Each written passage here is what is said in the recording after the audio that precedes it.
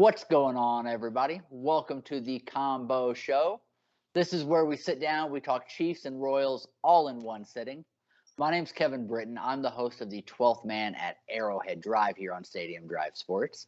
Be sure to tune in every Sunday and Wednesday for all your Chiefs content that your little heart can desire. Hey, Sean, let them know where they can catch you. Hey, you want to see the baseball side of the sports spectrum, you can always check it out on Mondays and Thursdays on the Royal Way here on Stadium Drive Sports, hosted by me, Sean Barr. I'll be here for you. We're ready for the season to start, and so am I. Absolutely. And, of course, you can always catch us both together here on the Combo Show every Friday. And then we do the Combo Show live every Tuesday, 8 p.m. Central Time. So be sure to come tune in live with us. We want to be able to interact with you. Post your comments, post your questions there in that live chat, and we will respond to you right then and there on that video and be able to really interact with you guys because, you know, we are the fans for the fans. So we really want to be able to continue with that connection for you guys. So how you doing today, Sean? Doing really good, Man, we're getting a whole lot of news on both sides of the ball, man, baseball and football. I'm excited. It's like the sweetest time of the year, getting ready for both of these seasons to start, and all the anticipation building up. I'm loving it. I hear we recently have some breaking news for the Royals. What can you tell us? Oh man, I couldn't believe it. I had the first time you told me earlier in the day.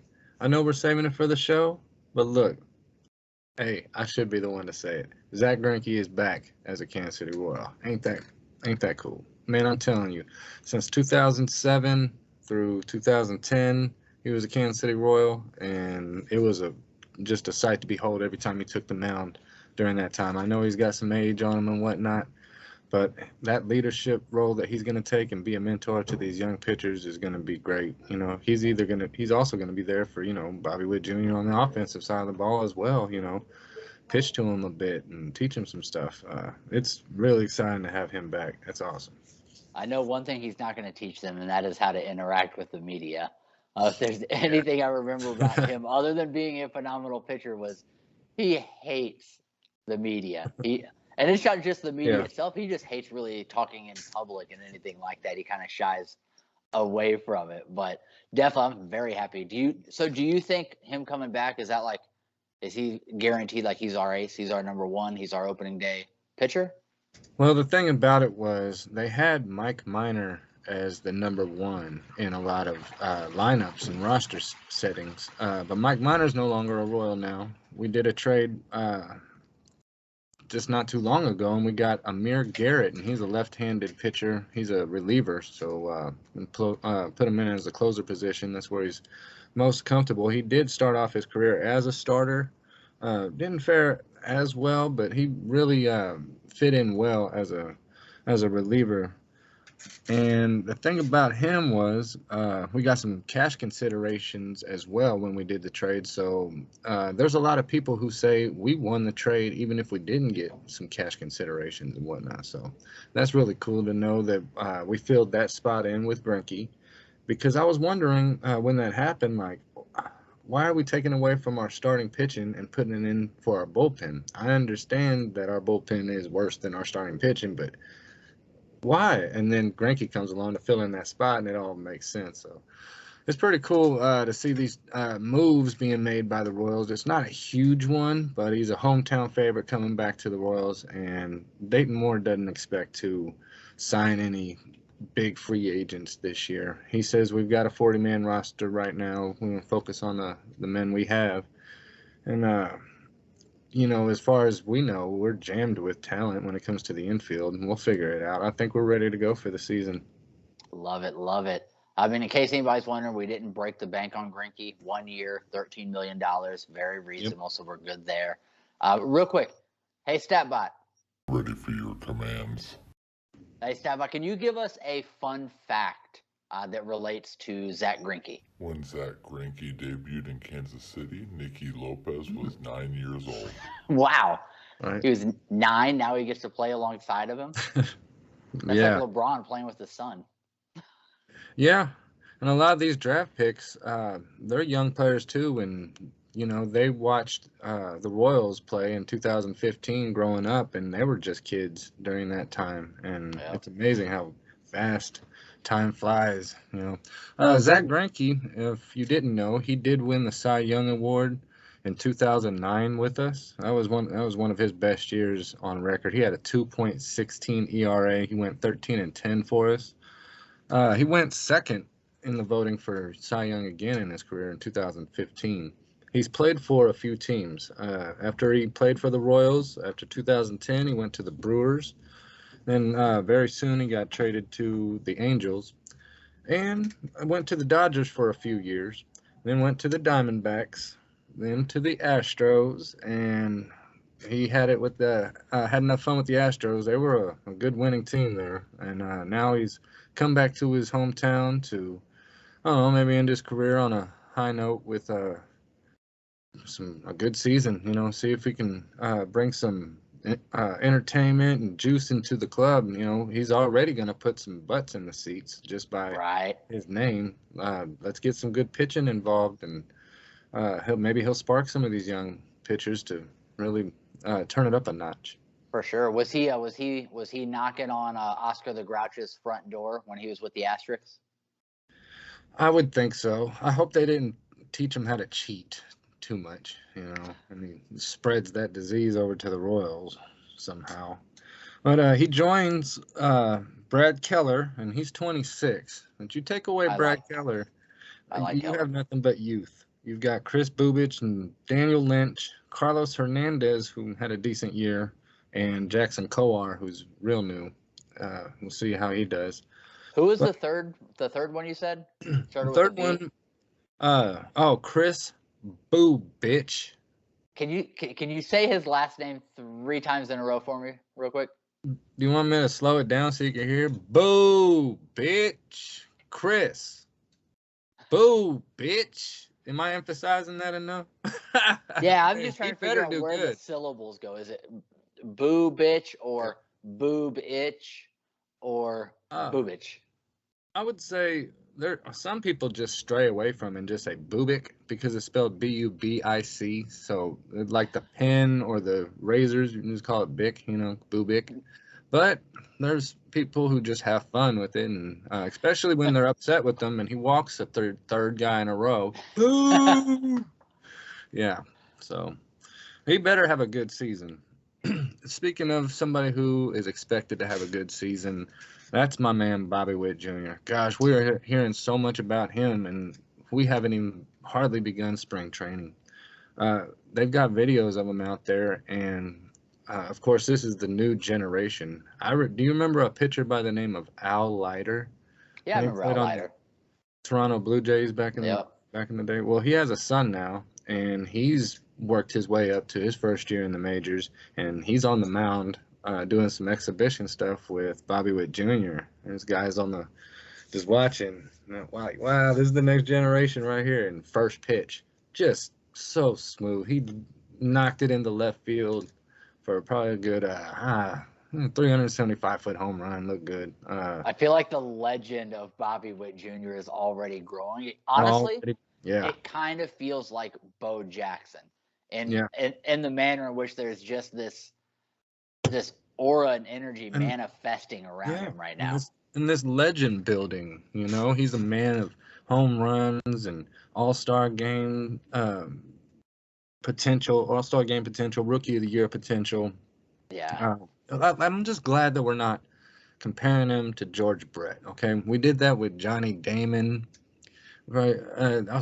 We did that, and right after that comparison came out, like in the paper and stuff, he kind of fell off into a slump, and it put on some pressure on him and whatnot. I'd say just let Bobby Witt be Bobby Witt. They tried to do that with Gordo too. Brett comparisons. Yep, I would not doubt it at all. That didn't work. He ended up back in the minors and changed positions. So let's not go that route. Yeah, and I'm just not a big fan of that. Like talking about you're going to be the next Michael Jordan. How about I'm going to be the next me? I like that attitude. So I agree. Well, I'm definitely excited about the season. Let's let's take a look at the schedule real quick here. Let's just get a quick kind of scan through kind of month by month of the schedule that we have coming up this year. Are there any games that kind of pop out to you where you're like, that is one that is on my calendar, I'm definitely going to? Or Oh yeah, absolutely. Besides the home opener, of course, that's going to be great because it's not just going to be against Cleveland. It's going to be against the Cleveland Guardians, who you used to know as the Cleveland Indians. So we get their very first game at Kauffman. nice. In franchise history, in that turn of the page in this era of their club. So the one that I'm looking at is early, and it's going to define our season. And because we're going to get some division games early for home games, but I'm going to look forward to April 29th, and we're playing the New York Yankees. So we're going to get a test because I'm picking the Yankees to represent the American League in the World Series, and I'm going to I don't know if this is a hot take or not because they are gaining so much fire right now that I don't think that what I say even is a match to the fire that is going on in San Diego. So put that out there now. 2 early predictions.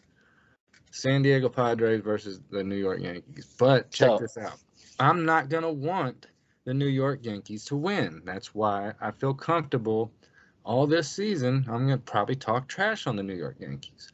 But just know deep down in my heart, it's just because I think they're going to represent the AL again and go to the World Series again with that big payroll of Steinbrenners. So that's why I don't like the Yankees, but you've got to respect them when you have right. You must. But if the Royals can win that series right here, April 29th, April 30th, and May 1st at the K, man, I'm telling you, that could be some good momentum to lead us and keep it going because last year we started off great. We had one of the best records in baseball, and then we took off the next 2 months after the first month and fell off and was one of the worst baseball teams in all of baseball those next 2 months. So maybe with Greinke and Bobby Witt or whatever, maybe we don't bring them out in opening day. That'll be the biggest question towards opening day is what's that starting lineup going to be? Gosh, it's going to be so great to see him out there. But if he's not, I'd say when we lose to these Yankees, or if we lose to these Yankees, we're going to look at some type of time to throw them in there to get people back in the stands. To say, okay, we'll put them out there. We'll put them out there. But I hope it doesn't come down to that. I'd rather see them on opening day and we just get this thing going, get this rolling. Throw Witt out in right field. He's fine. He's been there. He'll have a nice batting position at leading off and batting second a lot. So by Witt, guys, he is not referring to Bobby Witt Jr. He is referring to Whit Merrifield, just so we're clear. But it's funny you actually mentioned the Padres. So for anybody that doesn't know, I am born and raised. I am from Kansas City. I moved out to Salt Lake City just a few years ago. So majority of my life has always been in Kansas City. I actually plan to come back to Kansas City, taking a trip back there at the end of August. You mentioned the Padres. We play the Padres August 26th, 27th, and 28th. That's good. At Kauffman. So the games I'm looking forward to are those 3 games against the Padres, who are your other World Series prediction, because I actually plan on being in town and going and catching some games against the Padres. Also means I get to see Haas. Eric Hosmer playing for the Padres, kind of just extra bonus to see a guy that helped bring a World Series to Kansas City. So, that's what I'm looking forward to from a personal standpoint, to be able to come back and catch a couple games. And, anytime I come in town, I always try to catch at least one game. So this year should be the Padres. So I'll see if we can link up while I am there, go to the game, and we'll see if we can record an episode at the stadium, whether it's in the parking lot or do whatever. We'll try to go live on location for you guys in Kansas City at the stadium. So you down with that, Sean? Absolutely. It's going to be a happening thing. Absolutely. Maybe we can even get a watch party together and maybe some of the fans of Stadium Drive Sports can actually come out and kind of have a live audience, and they can kind of watch and interact with us, do some interviews and stuff. I think we should just set a date for a Stadium Drive party right there in the parking lot on that date, and we'll just have some lawn chairs out. Doesn't have to be in the parking lot. We've done this before. I'm a vendor at the game for years, so after the game, we'd drink a couple beers, off to the side in this grassy area right there, off of kind of by Arrowhead and whatnot. Nobody messes with you, and they'll just let you do your own little thing. So, hey, that's the beauty of Kansas City. If you didn't know this, Kansas City is known for its tailgating. I mean, we're barbecuing, we're throwing those cornhole bags, we're doing what we do to get ready for the game every game. So, and that goes along with the Royals too. Not as much, but we're there, and they try to cut that down. They try to say, we don't want you, we want to park the cars a little closer. Man, they can't stop us. We're Kansas. We went out. I'm pretty sure it was me and you that went out there. Please correct me if I'm wrong, but I'm almost positive it was me and you that went out there. We couldn't get tickets to the All-Star game when it was in Kansas City, but we went out and we actually tailgated and kind of hung out in the parking lot and stuff with the other fans and like during the game and stuff. So yeah, we've definitely been there, and we can do that again. And like I said, do an on-location show. Yeah, sounds great, man.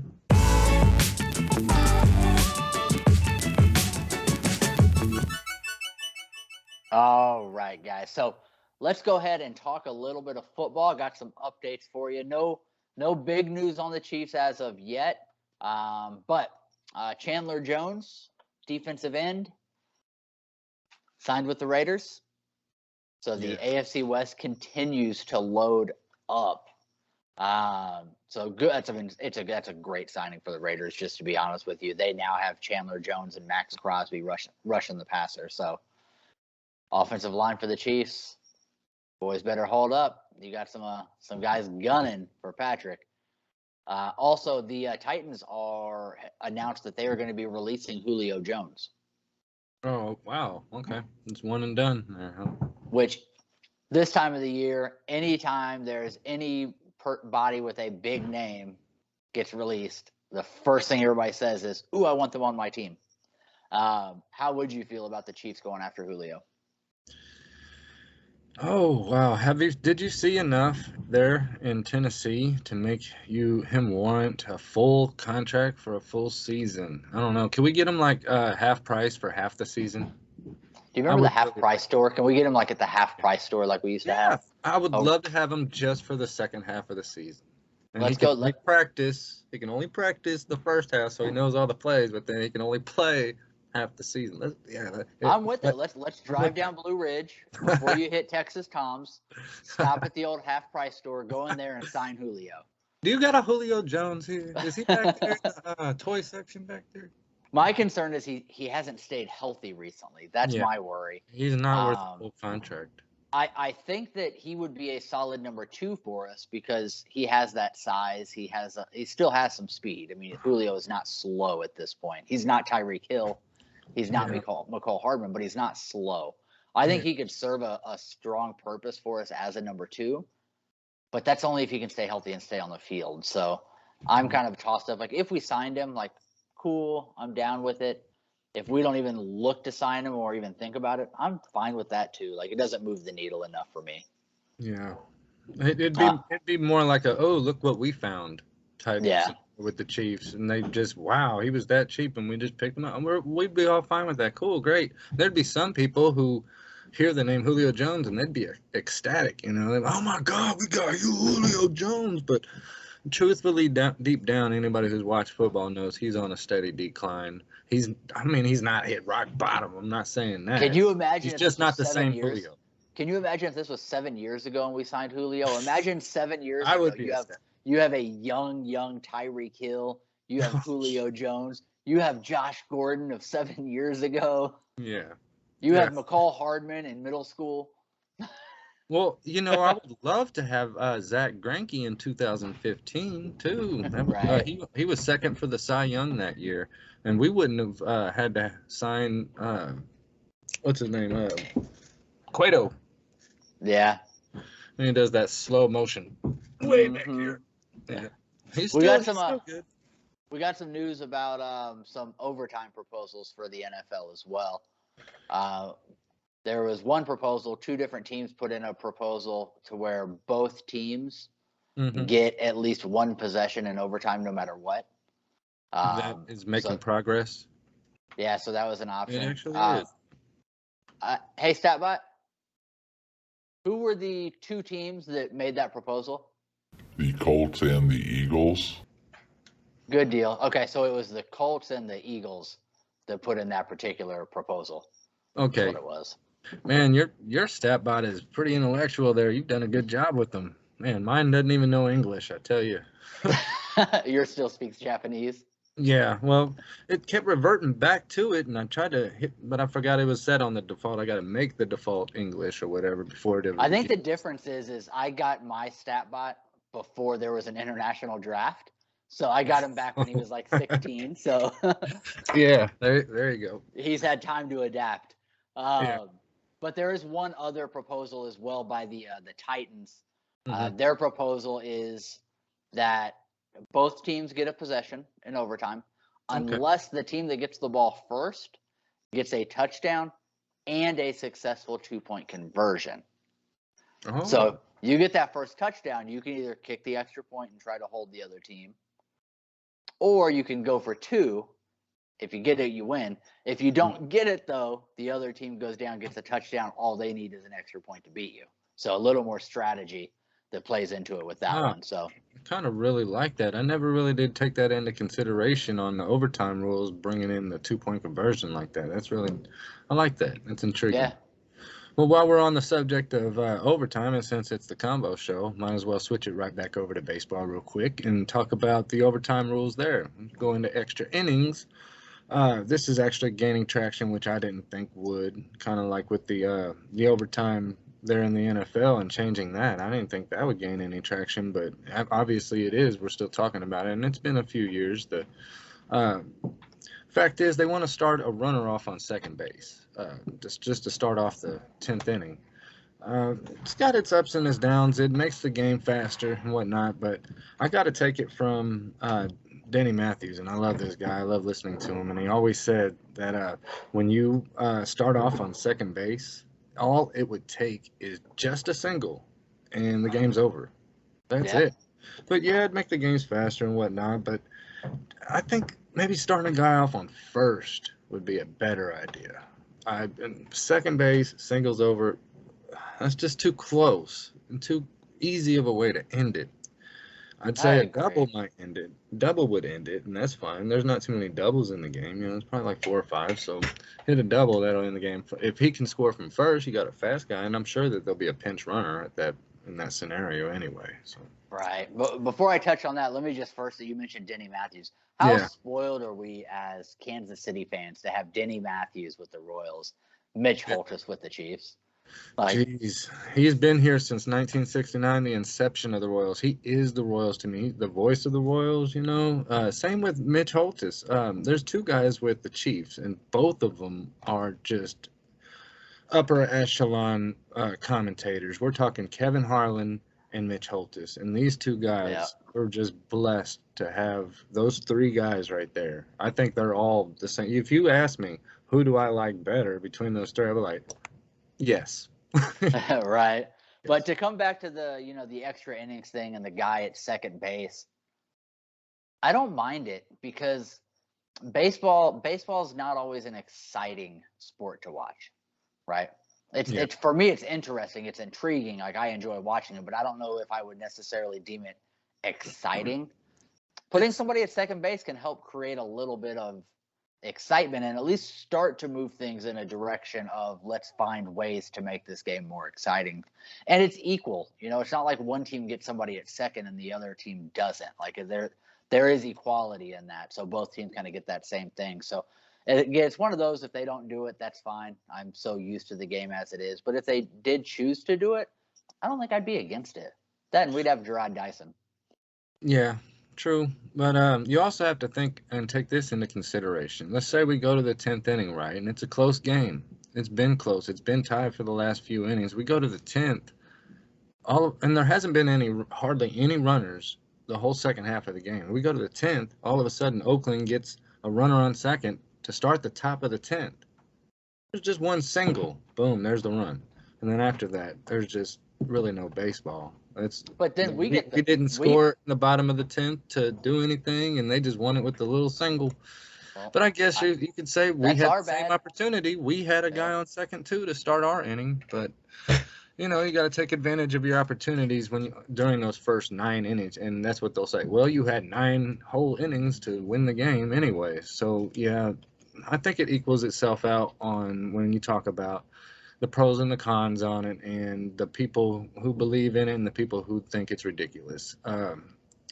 It is what it is, and the bottom line is, who I think is going to win is the fans. The fans will always win. I agree. Yeah, because I mean, my thing with it is like, if you can't embrace some of the changes like that happen, then how is anything going to change? And I think we can all agree that baseball needs an infusion of excitement. That's the thing. You watch these games, right? And you either got to love the game, and then the simple games are great. Dude, you love a 1-0 game. You like the pitching, and you actually enjoy that. But for the normal person who really watches sports, they watch basketball, and there's 115 to 105 final score. Football games are getting higher in score, 54 to 47. You got baseball, 4 to 2. But that's the sport, and that's the way it is. Ways we could spice it up is steroids. I'm just kidding. No, we're figuring out ways to spice it up, and like I said earlier in this episode, it's just inevitable when you get these younger guys in and on these general manager spots and big roles, and kind of get these older generation guys out. Forgive me for saying this, but eventually this wave and this page is going to turn. This wave is going to come, and this page is going to turn, and baseball is just going to be tipped on its head, and you're going to see, the robot umpires. I don't think there's going to be a robot behind home. It's just going to be lasers and stuff. Yeah, StatBot. What do you think about robot umpires? If perfection is what you seek, put me behind the plate. You would say that. Right. No, but you see it on the TV, right? And you see the box there on the TV. You don't need to see the robot. That's the robot itself. But when you're watching it, doesn't it kind of tick you off when the pitch is right there in the box and they call it a ball, or it's outside that box? You're like, humans can't compare. But another thing get it. Another thing that they're testing is actually being able to throw a flag on the call. So you can argue balls and strikes. Imagine that. I mean, imagine that. If that's not turning baseball on its head, I don't know what is. You cannot. The coach can't even argue balls and strikes. Are you telling me that's going to be legit? Gosh. And there's got to be something or someone to kick dirt at. What's going on here? Who are you supposed to throw bases at? And Tommy Lasorda, how was he going to get mad? That was the best thing about him. He was getting angry there and getting upset in the dugout, So can you demonstrate for me what it would look like? StatBot can help you out. Can you demonstrate what it would look like with one of those coaches coming out and having to argue with a robot umpire?